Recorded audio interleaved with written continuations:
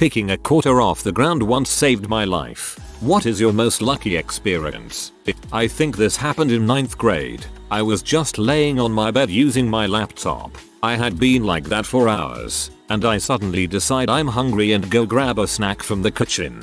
When I'm in the kitchen I hear a loud crash, and I run back into my room. My ceiling fan had fallen right where my head had been a minute ago. My cat had also been on the bed, but thankfully she was far enough away that it didn't hit her, although it certainly freaked her out. So I'm alive, but I now have a healthy fear of ceiling fans. When I lived in my old house, a really old house, I had a really old desktop computer that sat at a desk in my room. My bed also sat right under the ceiling fan. One night I was at my computer really late at night past my bedtime and the ceiling fan fell on my bed. 12-year-old me had a fun time explaining how the fan fell and how I wasn't in bed at the time. I still got in trouble. I once had an allergic reaction that saved my life. My wisdom tooth removal got screwed up and a giant cyst formed in my neck. Not being able to tell this from the swelling, I let it go until it got really bad. I called the dentist and he put me on some antibiotics. I had an allergic reaction and went to the hospital when my throat closed up. They do an imaging and find that the cyst is just about to dump all its delicious goo into my carotid artery, something that would have likely killed me. Yay, allergies. I'm supposed to be getting my wisdom teeth out soon. Fantastic. Time to freak out. I was driving with my friends and one asked to go to Arby's at the last second. It was on the left in the middle of the block. I turn left and just after we clear the intersection, I hear a car gunning the engine. The car that was behind me was barreling towards the cars parked at the stoplight and plowed into the car that was in front of me. The driver had a seizure or something. Fat friend saved my butt. That's good mood food. I was once choking on a steak outside when a random neighborhood dog that was lost noticed I was choking and started barking like crazy. My parents noticed just in time to help me. That's a double win right there. You didn't choke and you found the neighbor's lost dog. Good on you. When I was younger, I loved climbing in this huge pine tree that grew next to my garage. With pine trees though, the branches dry and get really brittle, so I fell out of it a number of times, accidentally putting my weight on a branch that just couldn't hold me. After the 4th time I fell out of the tree and broke a finger. I was forbidden to climb that tree ever again. Being a 10-year-old boy, I couldn't obey this tyrannical rule. I waited for my parents to go to work, then I climbed it one last time. Of course, a branch snaps. On the way down, I hit a thick branch and flip end over end before slamming into the ground. Groaning in the bushes, I roll over to my side to see a piece of steel rebar sticking up next to me, right under my armpit, about 3 inches from piercing my torso. I was almost impaled on a piece of an old fence. This terrified me to no end for years. I'd have nightmares of falling towards a rusty rebar spear in slow motion.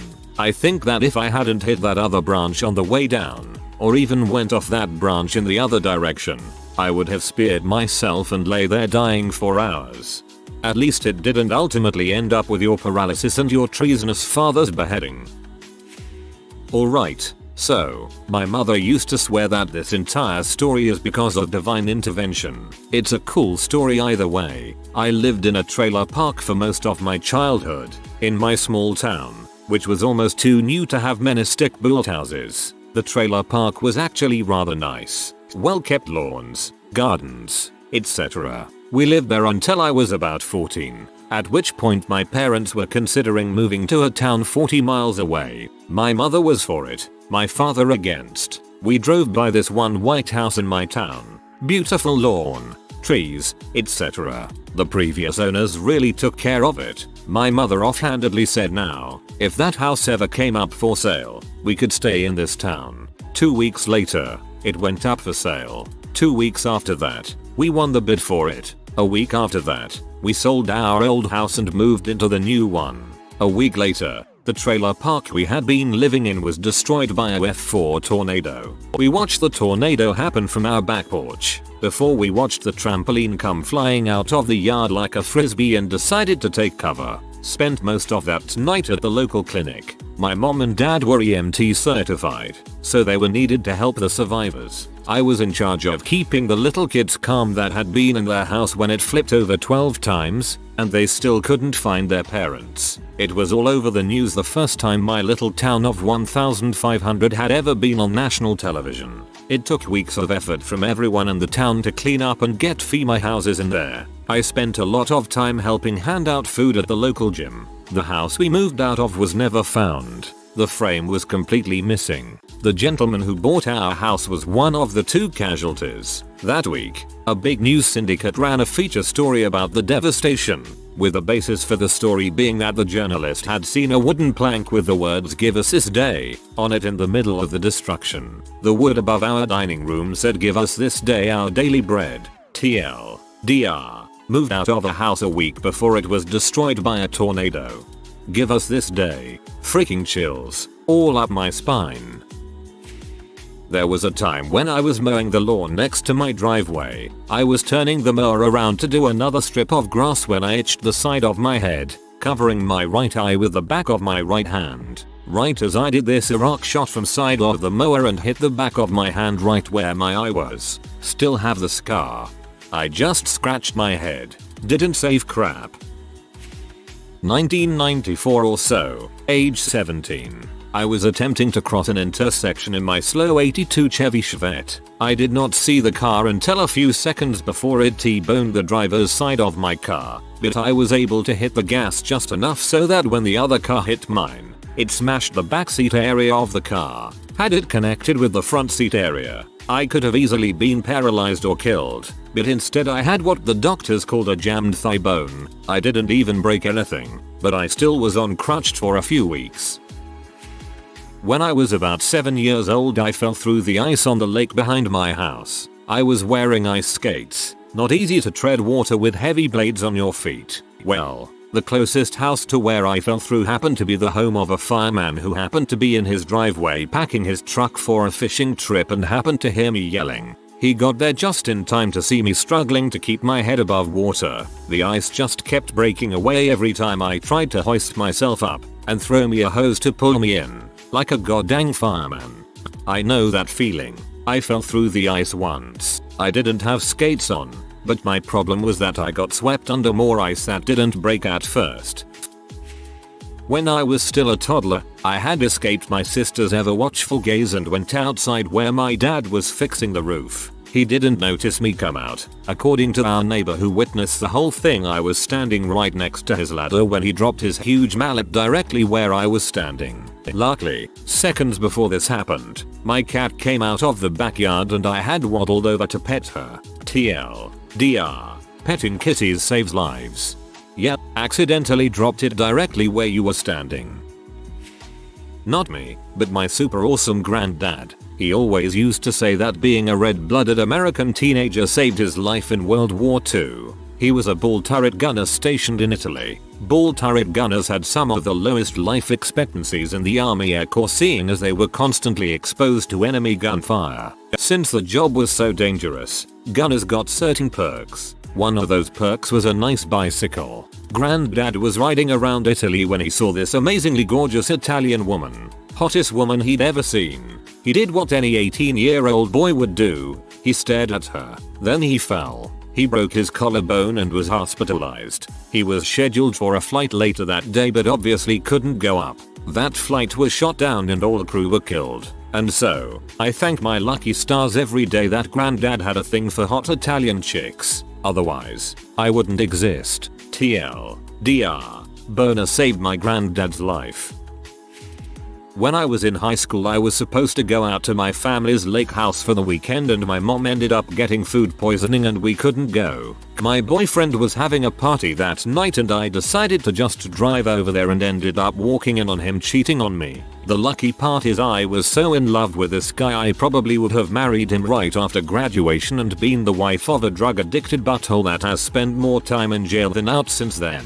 TLDR. My mom's explosive diarrhea saved me from marrying a M-head with no teeth. Best story in TLDR form perhaps ever.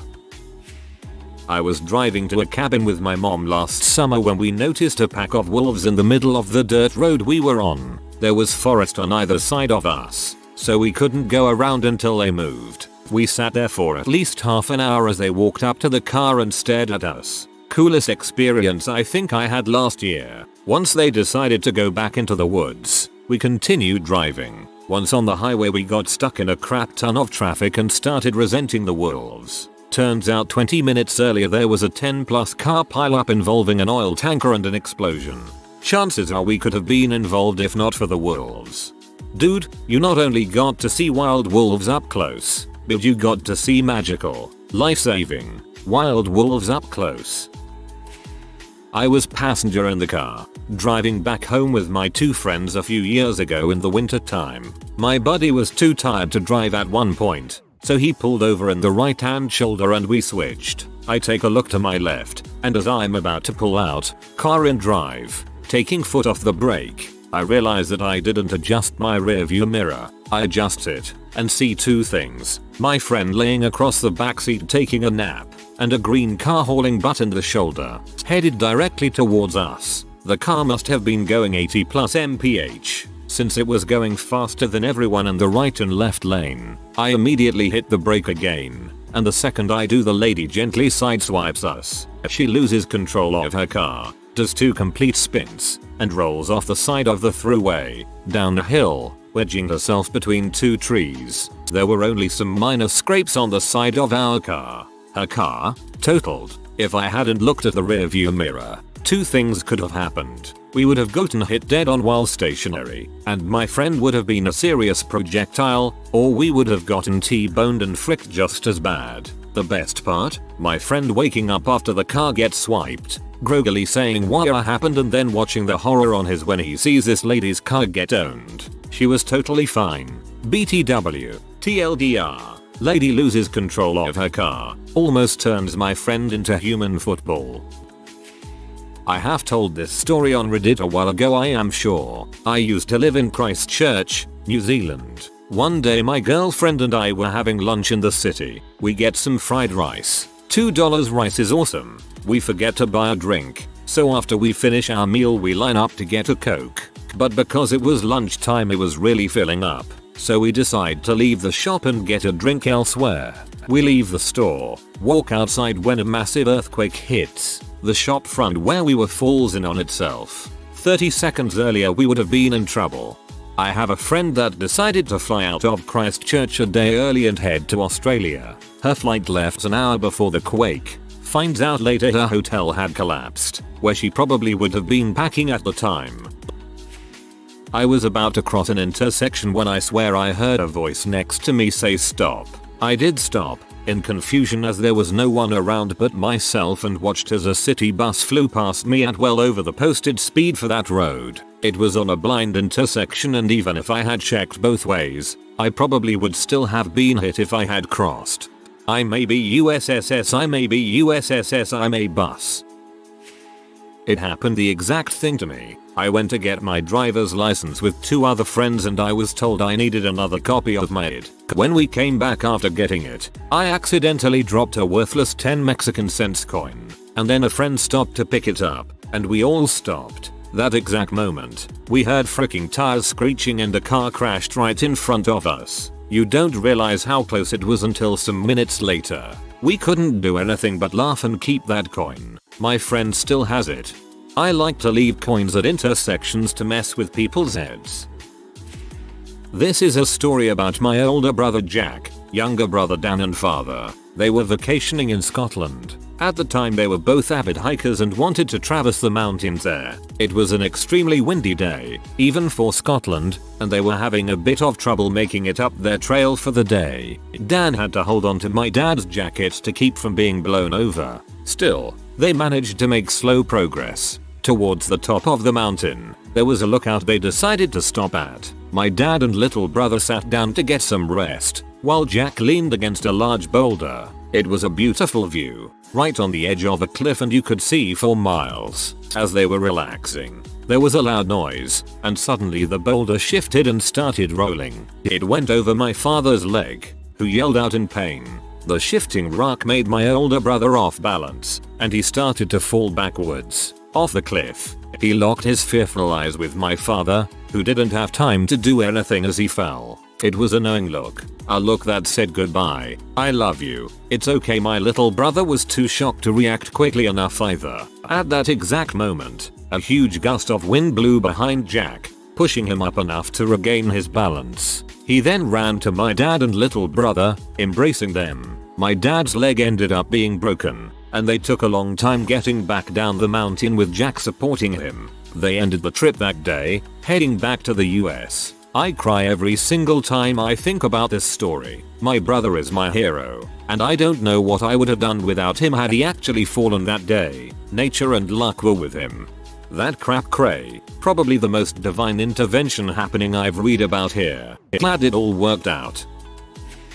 When I was growing up, it was my the 5th of July tradition to go to the site of the city's fireworks display, publicly accessible about a block from my house, and root around to see what I could find. Usually there'd be some cannon fuse, green slow burning fuse, and some awesome looking pieces of burnt cardboard. There'd usually be small undetonated 0.5 inches diameter cylinders about an inch long made of cardboard with small fast burning fuses sticking out of the end. I was familiar with these small fireworks. I'd been finding them for years. You know those fireworks that explode into spiraling white sparks? They were unexploded spinning spark clusters. The fuse was incredibly short, so as soon as a flame was touched to them they'd spin and shoot harmless sparks out of the end. One year I discovered what seemed to be a much larger version of these spark clusters. It was about 2 inches in diameter and 6 inches long. It seemed to be made of the same material, brown cardboard with clay blocking the ends. The same fast burning fuse was sticking out of the end.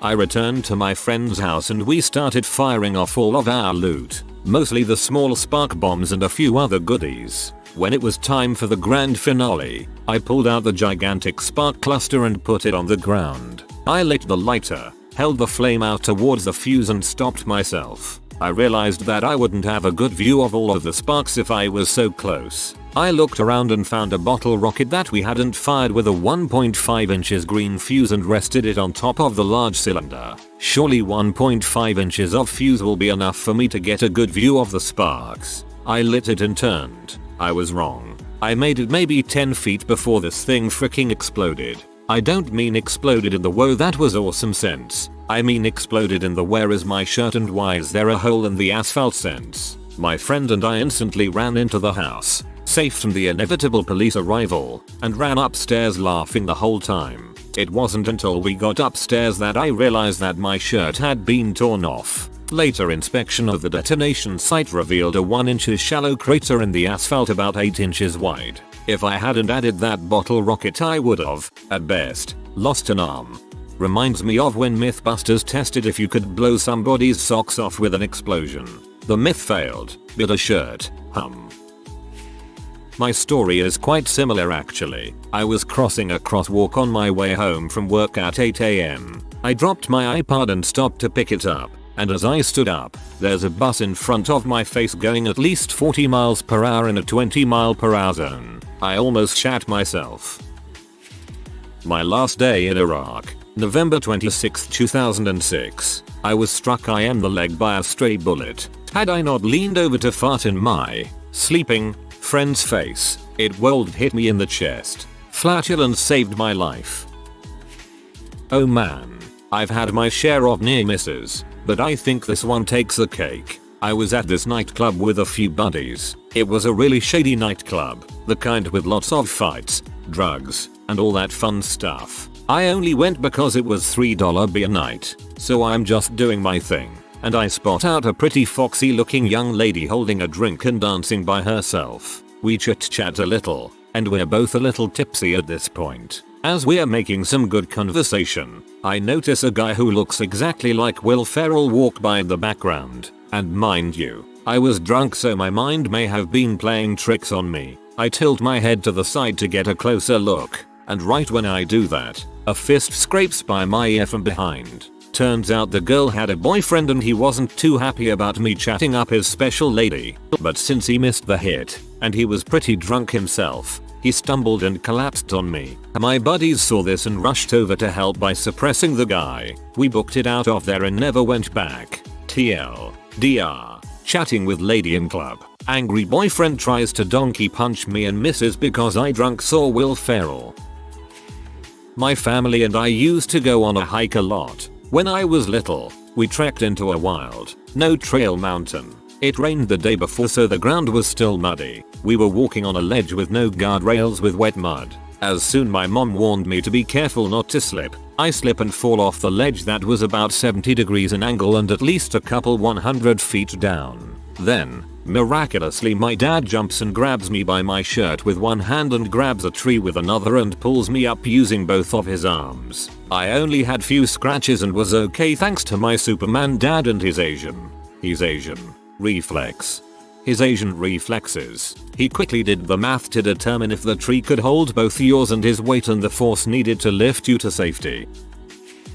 I was being very stupid. Yes, I know. Drunk with friends on a warehouse roof at night. Had a race with a buddy of mine. It was a huge roof, like Walmart parking lot sized, and it's pitch black out. I win the race because he drops out and starts yelling about it. I think he's yelling because he lost. All of a sudden I go from top speed to 0 because I smashed into a steel wall somehow. I'm in too much pain to realize what has happened, so after a bit of yelling and tears my forebrain kicks back in and I realize I'm on the floor. I had snagged a foot on a low pipe and had gone instantly 90 degrees into the ground. Nothing broken but some bruised ribs and some bloody abrasions on my arms. I was more embarrassed than anything else. So I get up and sheepishly go back to my friends. One of whom is obviously the guy who lost the race. He's like, dude, look where you fell. Why didn't you stop? I was yelling like crazy and of course I'm like, yeah I know I didn't see that pipe, man. It's freaking dark out here.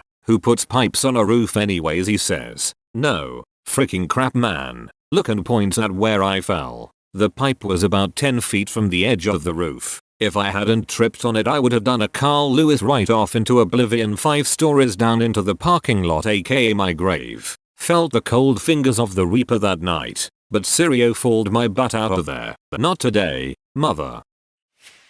My dad's life was saved by Stairway to Heaven. TSDR. He was a construction worker in San Francisco and was driving to work early in the morning. Stairway comes on the radio and he was driving generally sluggishly so he could finish the song before he actually got to his workplace. At an intersection he was caught by a red light and there was nobody behind him, so he very slowly began driving once the light turned green. About 20 feet ahead, where he and his truck would have been, there was a huge explosion of rubble and flames. Apparently a gas main had burst earlier that day and the gas ignited. He heard that the explosion killed about 20 people on the news later that night. If there's a bustle in your hedgerow, don't be alarmed now.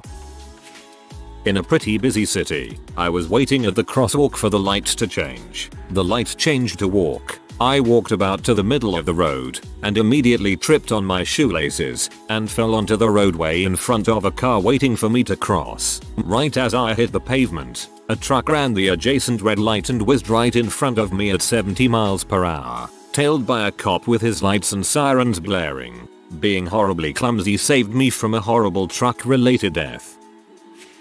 Every morning my husband and I would go sit in our front driveway at about 8 AM to have a smoke. One day after we woke up I asked my husband to come back to bed and sleep in with me instead of us going out yet. I wanted sexy time, so of course he obliged. When about 3 minutes later we hear a loud crashing sound come from the front yard. We quickly ran out to see what had happened and saw a trail of broken trees and wooden fence planks leading to where our SUV normally sat every morning. I honestly stood there dumbfounded for a moment and asked my husband where our car went and realized it was in our neighbor's yard. A young guy had a seizure while driving and plowed into the passenger side going about 75 miles per hour and caused the SUV to flip twice before landing in the neighbor's yard. I went to aid the poor guy and call an ambulance, and when the paramedics arrived it hit me how close I was to death if I hadn't been a lazy sex hound. I normally sit with the door wide open while seated in the passenger side while we have our morning smoke, and looking at the damage alone,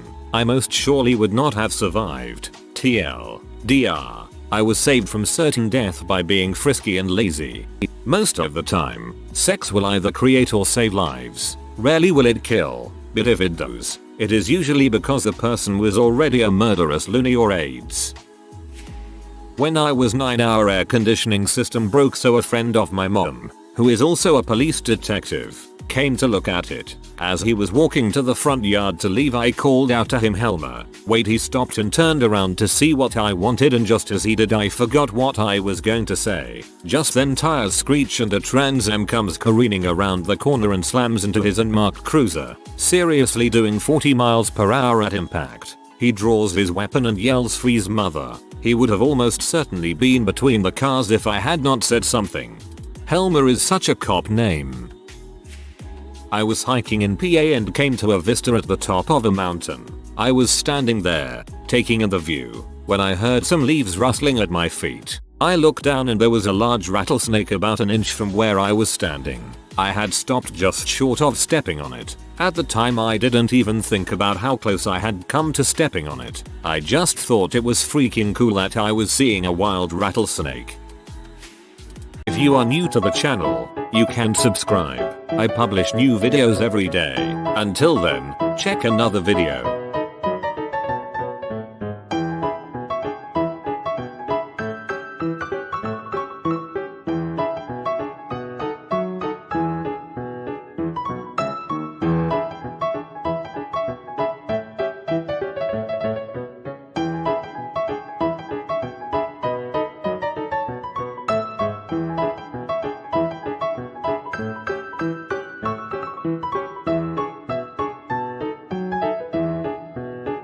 Bye for now.